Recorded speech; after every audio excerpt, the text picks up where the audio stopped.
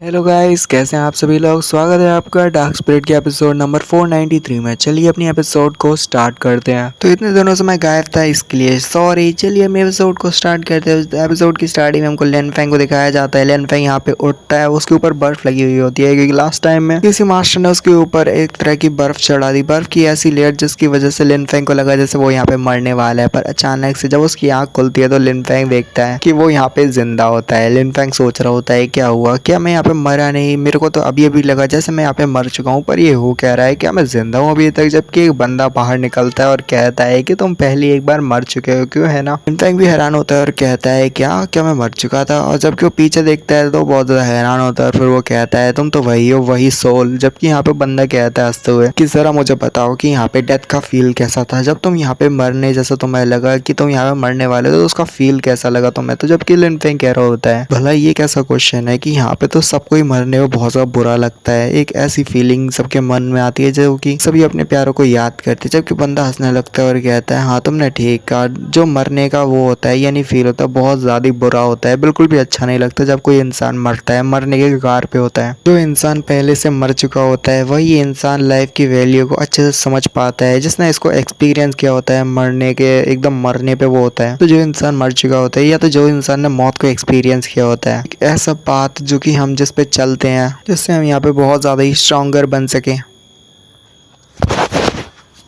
और तुम्हारी डेथ भी ऐसे ही है जैसे वो कभी भी आ सकती है और तुम कभी भी मर सकते हो। यहाँ पे तुम्हारी जान कभी भी किसी के हाथों से ली जा सकती है या तो फिर अचानक से मतलब तुम्हारी डेथ हो सकती है किसी वजह से। और लिन फेंग क्योंकि तुमने पहले से यहाँ पे एक्सपीरियंस किया और तुम पहले से मर चुके हो, तुम्हें यहाँ पे अच्छे से पता होगा, ये चीज़ों को तुम अच्छे से एक्सपीरियंस कर पा रहे हो। जब बताओ क्या तुम्हें इससे कुछ सीखने को मिला या फिर कोई एनलाइटमेंट मिली यहाँ पे मरने के बाद से, तुम्हें कुछ ऐसी चीज़ मिली। जबकि यहाँ पे लिन फेंग कहता है क्या डेथ के बाद से जब मैं डेथ के करीब होता हूँ तो काउंटलेस थॉट मेरे दिमाग में चलते हैं, वो काउंटलेस थॉट जिसमें मेरे को बहुत सारे चेहरे याद आते हैं, वो चेहरे जो कि मेरे प्यारों के होते हैं, जिनसे मैं प्यार करता हूँ, जिनको बचाना चाहता हूँ, जिनके लिए अगर मेरे को मरना ही पड़े तो मैं बिना पलक झपकाए मर भी सकता हूँ। मरते समय बस मेरे को उन लोगों का चेहरा ही याद आता है। जबकि वो बंदा कह रहा होता है कि ऐसा लगता है जैसे तुम्हारे अंदर का इनर डीमन तुम्हारे ऊपर हावी होता जा रहा है, जो कि तुम्हारे लिए मुश्किलात को क्रिएट कर सकता है। यही वजह है कि तुम यान विलियम के 9th लेवल में नहीं आ पा रहे और इसी वजह से तुम्हारे लिए बहुत ज्यादा मुश्किल हो रही है, क्योंकि तुम अपने इनर डीमन को हरा नहीं पाओगे तो तुम 9th लेवल में क्या आ पाओगे। उन्होंने मुझे कहा है कि मैं तुम्हारी यहाँ पे हेल्प करूँ और तुम्हारे डीमन को भगाने में मदद करूँ, पर मुझे नहीं लगता कि मैं यहाँ पे तुम्हारे डीमन को भगा पाऊंगा। ये सब तुम्हारे ऊपर डिपेंड करता है कि कैसे तुम अपने डीमन को हटाते हो, क्योंकि वो तुम्हारे अंदर का इनर डीमन है, तो तुम्हारा ही काम बनता है उसको हराना, तो तुम्हें उसको हराना है। तुम्हारे दिल के अंदर ही यहाँ पे कोई डीमन नहीं बचेगा तो तुम लगता नहीं कि यहाँ पे तुम्हारे अंदर का डीमन तुम्हारे ऊपर कुछ भी हावी हो पाएगा, तो तुम्हें अपने अंदर के डीमन को हराना है। यानी कि वो लिन फेंग से कहते हैं कि लिन फेंग तुम्हें यहाँ पे बिल्कुल ऐसा सोच रहा है जैसे तुम्हारे अंदर कोई डीमन ही नहीं है, तुम्हें ऐसे नॉर्मल लाइफ जीनी है जैसे यहाँ पे कुछ हुआ ही ना हो, बिल्कुल ऐसा सोचो। जब तुम ऐसा सोचोगे तो तुम्हारे अंदर का डीमन तुम्हारे ऊपर कभी हावी नहीं होगा, ना तुम्हारे हर्ट पे यहाँ पे कुछ कर पाएगा, क्योंकि तुम यहाँ पे सोच रहे हो तुम्हारे अंदर डीमन ही नहीं है, तो ऐसा कुछ भी नहीं होगा। तुम्हें अपने दिल को शांत करना होगा और दिल को ऐसा समझाना होगा, ऐसा बताना होगा कि जैसे तुम्हारे दिल के अंदर कोई डीमन नहीं है, ना कोई डीमन इनर डीमन है। भले ही यहाँ पे असल में यहाँ पे तुम्हारे अंदर डीमन है, पर यहाँ पे तुम बस ये सोचना है जैसे डीमन नहीं है तो वो होकर भी नहीं होगा। वो लिन फेंग से कहते हैं लिन फेंग चलो मैं तुम्हें बताता हूँ यहाँ पे एशियन टाइम्स में क्या हुआ है। एशियन टाइम्स में कुछ संतों ने यहाँ पे बहुत सारे लिविंग थिंग्स को मार दिया, बहुत सारे जानवरों को मार दिया और बहुत सारे जीवित रहने वाले प्राणियों को मार दिया। तुम यहाँ पे ऐसे सोचोगे कि जैसे वो यहाँ पे डीमन बन चुकी है, कि पर नहीं, ऐसा कुछ भी नहीं हुआ, वो डीमंस बने ही नहीं, वो संत के संत ही रहे। क्यों? क्योंकि सिर्फ एक ही वजह थी, क्योंकि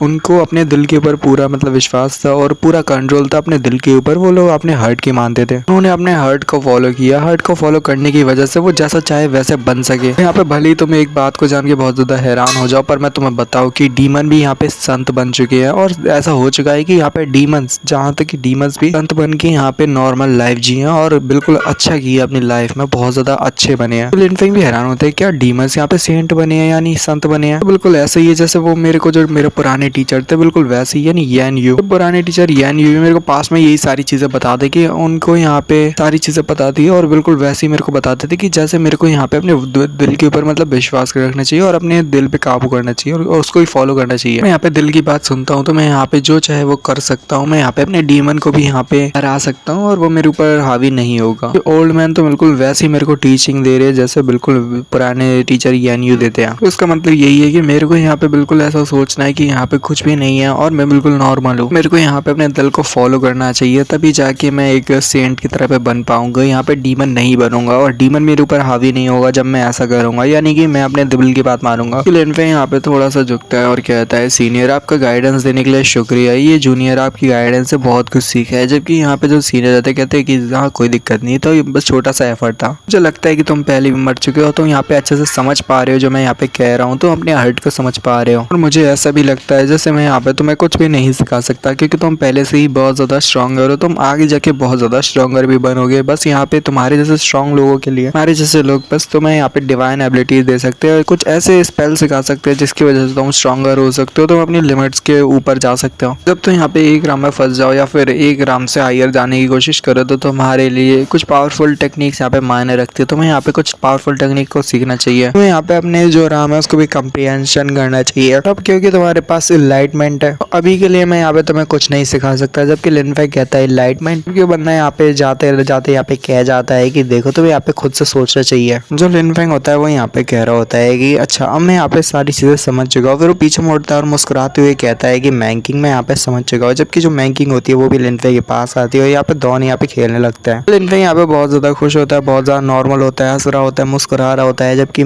जो टेंगी होती है वो यहाँ पे लिनफेंग की तरफ देखती है और कहती है कि यही है वो सनी लिनफेंग। ऐसा लगता है जब वापस आ चुका है लिनफेंग। यही वो लिनफेंग है जिसको मैं बहुत ज्यादा अच्छी तरीके से जानती हूँ। लिनफेंग बहुत ज्यादा खुश होता है, खेलता होता है। फिर वहाँ पे वो बैठते हैं, आपस में बात करते हैं। फिर यहाँ पे लिनफेंग हाथ को उड़ाता है। टेंगी की गाल पे कुछ स्नो वगैरह लगे होते हैं, उसको साफ करते हुए लिनफेंग कह रहा होता है कि ठीक है अब मैं यहाँ पे वापस आ चुका हूँ, अब यहाँ पे मैं सबका ख्याल रखूंगा और यहाँ पे किसी को भी हर्ट नहीं होने दूंगा। ये टेंगी भी बहुत ज्यादा खुश होती है और कहती है लिनफेंग तुम फाइनली वापस आ गए, हाँ ये वाकई मैं तुम हो, ये तुम ही हो। जबकि यहाँ पे लिनफेंग कह रहा होता है चलो ठीक है अब ज्यादा बातें नहीं करते और मैं तुम्हें यहाँ पे सीरियस बात बताने वाला हूँ। वो ये है कि मैं यहाँ पे ब्रेक थ्रू करने वाला हूँ। वो जो टेंगी होती है बहुत ज्यादा हैरान होती है और कहती है क्या ब्रेक थ्रू। जबकि टेंगी जो होती है वो सोच रही होती है कि लिनफेंग की जो कल्टीवेशन है वो 8 लेवल के यानविलेम में और लिनफेंग जो है वो 8 लेवल पे है। तो इसकी कॉम्बैट पावर इतनी है कि कोई ऑर्डिनरी जो 9 लेवल का बंदा होगा यानी यानविलेम के 9 लेवल का बंदा उसको आसानी से लिनफेंग हमारा हारा आ सकता है। तो यहाँ पे लिनफेंग ब्रेक थ्रू करता है तो लगता है लिनफेंग पहले से भी ज्यादा पावरफुल हो जाएगा। तो टेंगी होती है वो यहाँ पे डीलिंग की बात करती है, यानी इंपीरियल मशरूम की। वही बंदा है डीलिंग जो कि वही कंपटीशन में आया था। टेंगी कहती है कि ये जो बंदा था ये 9th लेवल पे था,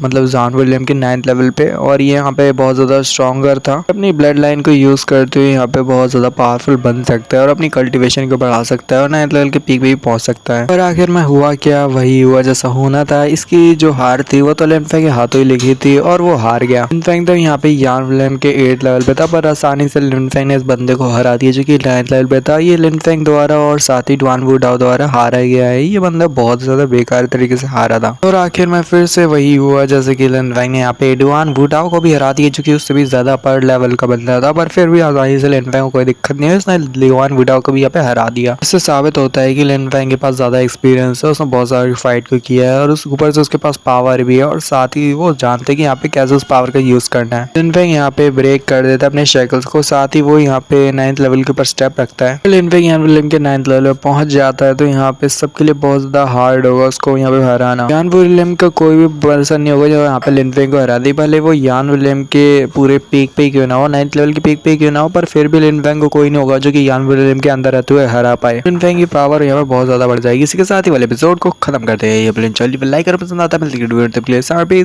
गुड बाय।